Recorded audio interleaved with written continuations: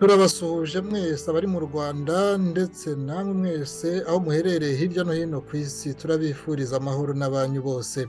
Benshi muri mwe mushobora kuba mwaramaze kumenya inkuru y'akababaro y'urupfu rw'umunyamakuru John Williams Ntwari w'ikinyamakuru Pax TV Ireme News. Benshi muri mwe muragira muti nta gushidikanya n'umwe mu banyamakuru b'indashyikirwa mu kwitangira uyu mwuga batizigamye. Benshi mwatugejejeho n'ubutumwa mugaragaza ko mwashenguye n'urupfu rwe.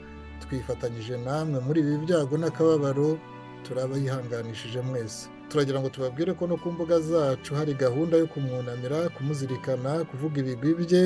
Hari abo twatumiye bamuzi baza kubidusangiza, ndetse turaza no guha umwanya n'abandi mwese mushobora kugira icyo muvuga. Ni kuri uyu wa gatanu saa 2 z'ijoro ku isaha y'i Paris na Bruxelles, saa 3 z'ijoro ku isaha y'i Kigali, saa 8 z'amanywa i Washington DC na Montreal.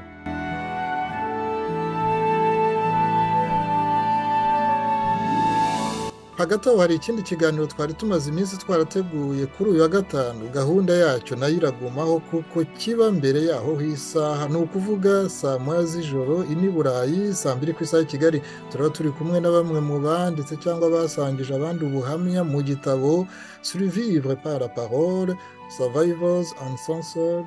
Mu gihe habura icyumweru ngo bahure n'abasomyi mu Bubiligi muri gahunda yo gukomeza kukimurikira benshi bashoboka.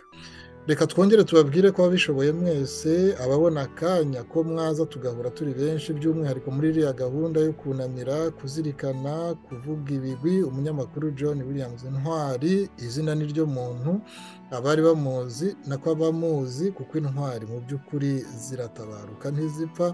Baraza kugira icyo bamutubwiraho muri iyi gahunda, kandi dukeneye kubatega amatwi. Twongeye kwihanganisha abo mu muryango n'abamukunda bose. Mukomere, mwihangane. Ibirenze ububasha n'ubushobozi bwacu tubishyire mu maboko y'Uwiteka Imana yacu. Tubaye tubashimiye kuza muri ubwo butumire, naho mu kanya.